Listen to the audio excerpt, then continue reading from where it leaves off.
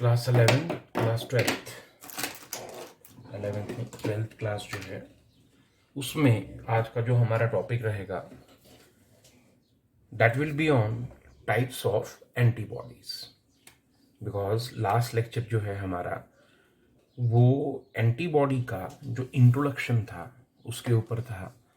Antibody क्या होती है, कहाँ से बनती है, कैसे बनती है, किस चीज़ की बनी होती है, कौन बनाता है, उसका स्ट्रक्चर क्या है, ये हमारा लास्ट लेक्चर जो है एंटीबॉडी के ऊपर था। आज हम देखेंगे कि एंटीबॉडीज़ जो हैं वो कितने किस्म की हैं डिपेंडिंग अपॉन कि वो काम कैसे करती हैं।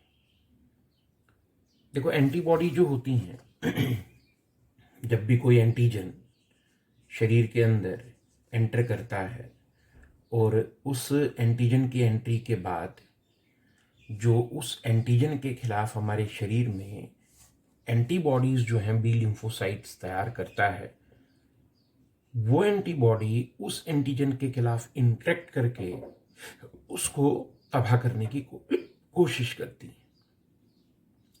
अब वो जो एंटीबॉडीज़ के काम करने का तरीका है कि किस तरह से एंटीबॉडी एंटीजन के साथ इंटरेक्ट करके उसे तबाह करती है, उसको जानने के लिए हम लोग ये देखें कि एंटीबॉडीज़ की कई सारी किस्में हैं।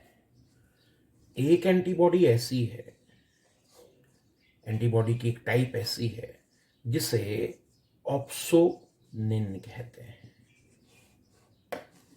ऑप्सोनिन एंटीबॉडी की टाइप्स में से एक टाइप ऑप्सोनिन है।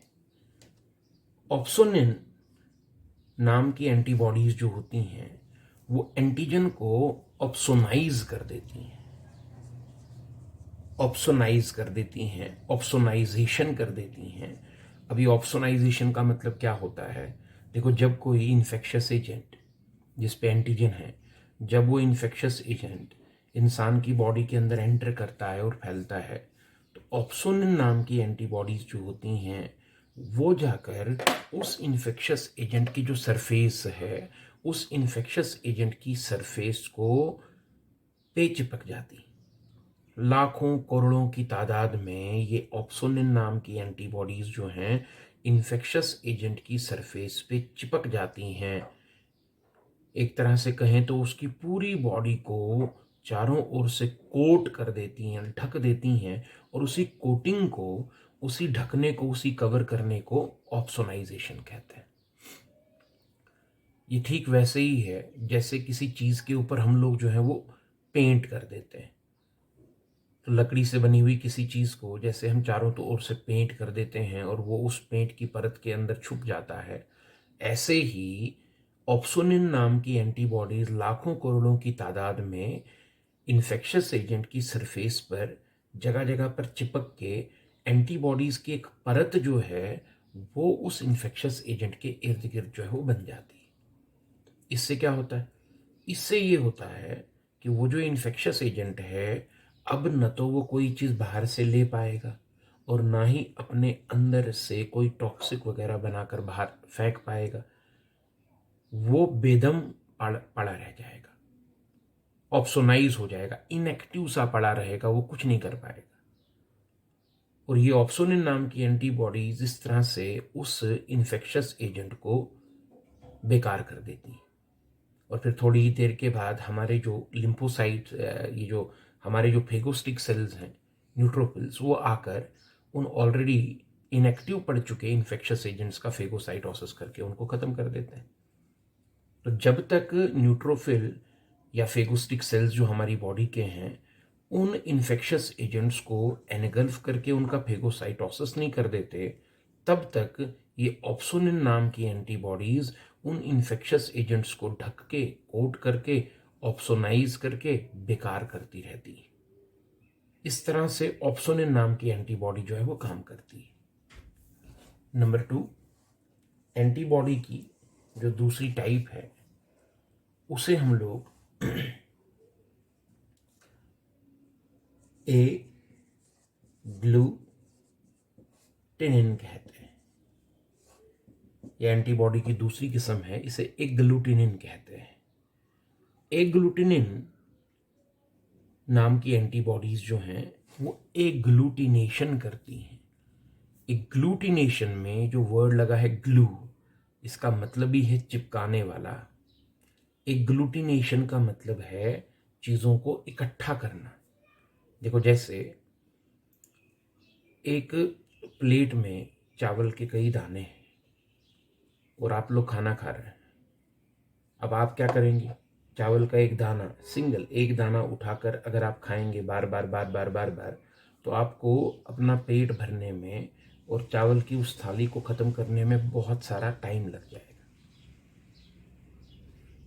इसके उलट हम लोग क्या करते हैं, चावल के उन दानों को इकट्ठा करके एक साथ उनका एक कलम्प बनाते हैं।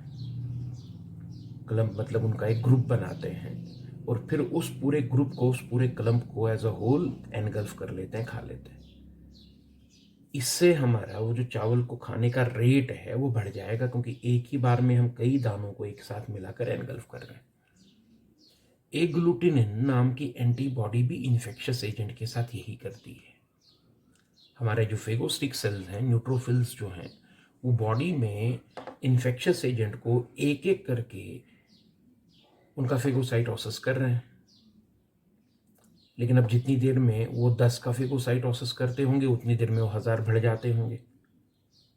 अब अगर एग्लूटिनिन नाम की एंटीबॉडीज आ जाती हैं, तो ये एग्लूटिनिन नाम की एंटीबॉडीज क्या करती हैं, ये उन इन्फेक्शियस एजेंट्स को जो दूर दूर फैले हुए हैं, उन इन्फेक्शियस एजेंट्स को इकट्ठा करके हजारों इन्फेक्शियस एजेंट्स का एक क्लम्प बना देती हैं, ताकि हमारा जो फेगोस्टिक सेल है वो फिर पूरे क्लम्प को एक साथ एनगल्फ कर जाए। इससे नतीजा ये होगा कि फेगोसाइटोसिस का रेट जो है वो बढ़ जाएगा। तो हमारा न्यूट्रोफिल एक एक अलग अलग इन्फेक्शियस एजेंट का फेगोसाइटोसिस करने की बजाय अब पूरे क्लम्प को, पूरे झुंड को, पूरे इकट्ठे हो चुके उस क्लम्प को एक साथ एनगल्फ कर पा रहा है, जिसकी वजह से फेगोसाइटोसिस का रेट बढ़ जाएगा और नतीजा इन्फेक्शन खत्म हो जाएगा। एग्लूटिनिन नाम की एंटीबॉडी का काम इन्फेक्शियस एजेंट्स के इकट्ठे करके उनके क्लम्प्स बनाने का है, ताकि फेगोसाइटोसिस का रेट जो है वो बढ़ जाए। ये काम एग्लूटिनिन का है। एग्लूटिनिन के जैसे ही काम करने वाली एक और एंटीबॉडी होती है, उसे हम लोग प्रेसिपिटिन के नाम से जानते हैं। जो प्रेसिपिटिन नाम की एंटीबॉडी है, ये भी एग्लूटिनिन नाम की एंटीबॉडी की तरह ही इन्फेक्शियस एजेंट्स के क्लम्प बनाती है। बट प्रेसिपिटिन में डिफरेंस ये है कि प्रेसिपिटिन जिन एंटीजेंस के क्लम्प बनाती है वो सॉल्यूबल होते हैं, घुले होते हैं, और एग्लूटिनिन जिन चीज़ों के क्लम्प्स बनाती है वो इनसॉल्यूबल होते हैं। तो जो इनसॉल्युबल एंटीजेंस हैं, जो ब्लड में, प्लाज्मा में घुले नहीं हैं, इनसॉल्युबल एंटीजेंस को इकट्ठा करके उनके क्लम्प बनाना, ये एग्लूटिनिन का काम है। और अगर कोई सॉल्युबल एंटीजन है, कोई घुला हुआ एंटीजन है जो प्लाज्मा में घुला हुआ है, उनके मॉलिक्यूल्स को इकट्ठा करके उनके क्लम्प्स बनाना, ये प्रेसिपिटिन का काम है। अब जाहिर सी बात है कि इनसॉल्युबल चीज़ को, जो घुली नहीं है, इनसॉल्युबल चीज़ को इकट्ठा करके कलम बनाना थोड़ा जल्दी हो सकता है, लेकिन सॉल्युबल चीज़ को इकट्ठा करके उनका कलम बनाना, उसमें वक्त ज़्यादा लगेगा। तो एग्लूटिनिन और प्रेसिपिटिन के काम करने का तरीका एक ही है, बट फ़र्क ये है कि एग्लूटिनिन इनसॉल्युबल एंटीजेंस को इकट्ठा करके कलम बनाता है, प्रेसिपिटिन नाम की एंटीबॉडी सॉल्युबल एंटीजन के मॉलिक्यूल्स को इकट्ठा करके कलम बनाता है। दोनों से फ़ायदा सेम होता है कि एंटीजन के क्लम्प बन जाने से, इन्फेक्शियस एजेंट के क्लम्प बन जाने से न्यूट्रोफिल फिर फेगोसाइटोसिस जो है वो ज़्यादा तेज़ी से कर सकते हैं, क्योंकि न्यूट्रोफिल को एक एक अलग अलग इन्फेक्शियस एजेंट का फेगोसाइटोसिस करने की बजाय पूरा क्लम्प जो है खाने को मिलता है। इसके अलावा एंटीबॉडी की एक किस्म और है, एक टाइप और है, उसे हम लोग लाइसिन कहते हैं। अब जो लाइसिन नाम की एंटीबॉडी है वो डायरेक्टली सीधा जो इन्फेक्शियस एजेंट होता है जाकर उस इन्फेक्शियस एजेंट के साथ इंटरेक्ट करके उसका लिसिस कर देती है, उसको तोड़ देती है। So those antibodies which directly results into the lysis of what? Infectious agent are known as lysins. और नंबर 5 लास्ट, इसे न्यूट्रलाइजिन कहते हैं। न्यूट्रलाइजिन नाम की एंटीबॉडीज जो होती हैं ये इन्फेक्शियस एजेंट का कुछ नहीं करती, बल्कि इन्फेक्शियस एजेंट जो टॉक्सिन पैदा करता है, जो जहर बनाता है, ये एंटीबॉडीज न्यूट्रलाइजिन नाम की एंटीबॉडीज जो हैं इन्फेक्शियस एजेंट के बनाए हुए टॉक्सिन को, जहर को न्यूट्रलाइज करती हैं। तो इस तरह से काम करने के बेस पे एंटीबॉडी की 5 किस्में हो जाएंगी। वो वाली एंटीबॉडीज जो इन्फेक्शियस एजेंट को पूरा ढक के बेकार कर देती हैं वो ऑप्सोनिन है। वो वाली एंटीबॉडीज जो इनसॉल्युबल एंटीजन को इकट्ठा करके क्लम्प बनाती हैं वो एग्लूटिनिन है। वो वाली एंटीबॉडीज जो सॉल्युबल एंटीजन को इकट्ठा करके क्लम्प बनाती हैं वो प्रेसिपिटिन है। वो वाली एंटीबॉडीज जो इन्फेक्शियस एजेंट का डायरेक्टली लिसिस कर देती हैं वो लाइजिन्स हैं। और वो वाली एंटीबॉडीज जो इन्फेक्शियस एजेंट के बनाए हुए टॉक्सिन को न्यूट्रलाइज कर देती हैं वो न्यूट्रलाइजिन है। So this is all about types of antibodies depending upon their mode of action. अब इसी टॉपिक में आपको ये बात भी समझ आ गई होगी कि एंटीबॉडीज जो हैं वो किस तरह से इन्फेक्शियस एजेंट को ख़त्म करती हैं या इन्फेक्शियस एजेंट के ख़त्म होने में मदद करती हैं, और एंटीबॉडीज किस तरह से इन्फेक्शियस एजेंट को तबाह करके या तबाह करवा के इंसान के शरीर के इन्फेक्शन को दूर करने में हमारी मदद करती हैं। और इन तमाम एंटीबॉडीज़ को बनाया किसने? बी लिम्फोसाइट्स ने। और बी लिम्फोसाइट इन एंटीबॉडीज़ को तैयार करके हमारी ब्लड सर्कुलेशन में डाल देगा। वहाँ ये एंटीबॉडीज़ अपना काम करके इन्फेक्शियस एजेंट को ख़त्म करवाएंगी या खुद ही ख़त्म कर देंगी, और इस तरह से बॉडी जो है वो इन्फेक्शन से बाहर आ जाएगी।